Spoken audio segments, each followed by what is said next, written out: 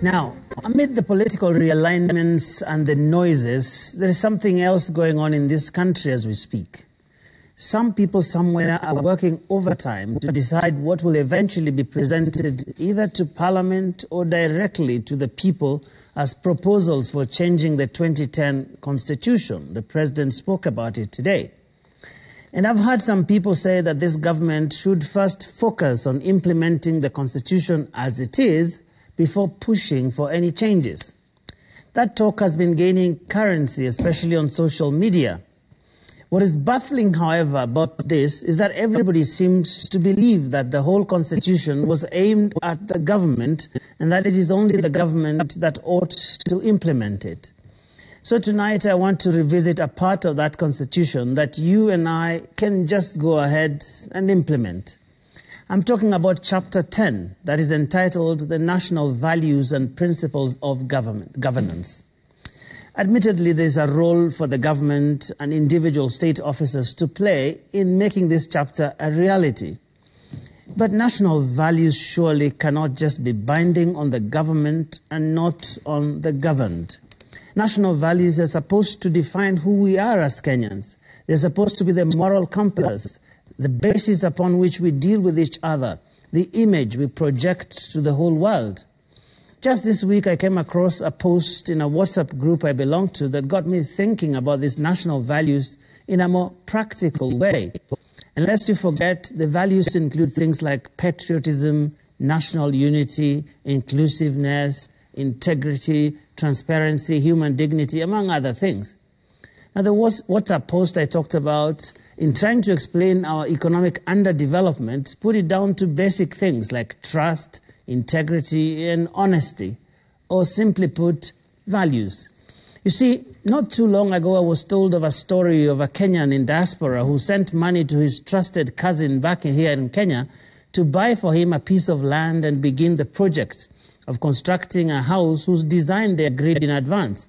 For several months, this hard-working Kenyan in the U.S. kept pumping top dollars into this supposed project, as the cousin on this end sent pictorial updates nearly every day.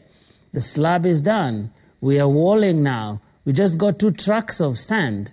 Here is the cement delivery. The updates kept coming. But alas, in the end, it turned out that the construction had indeed been taking place, yes, only that the cousin back in Kenya had diverted it all to himself and was now the proud owner of a magnificent bungalow. I don't know why that Kenyan in the U.S. would dare invest in Kenya again. How about farming? Why do you have to be physically present for the farm workers to do their bit? Your seeds will be sold to the farmer next door. Your chicken will lay 20 eggs, but you'll be told there were only 5.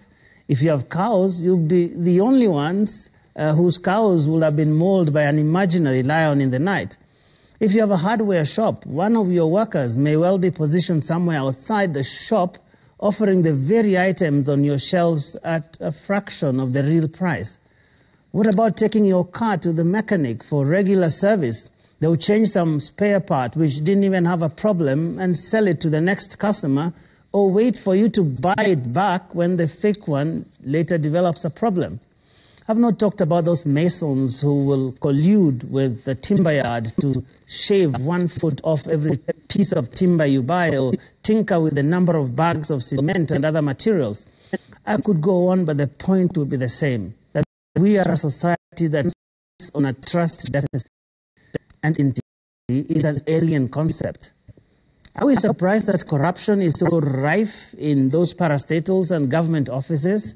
Are we shocked that at least 1/3 of our budget sinks in that endless pit of graft? Why are we dismayed when the level of debate in the Senate about an alleged corruption scandal in Kirinyaga is so low?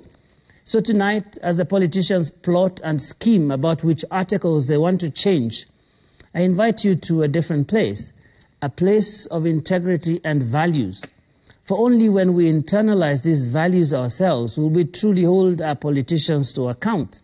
Only then will our Constitution be worth the paper it is written on. That's my angle for this week.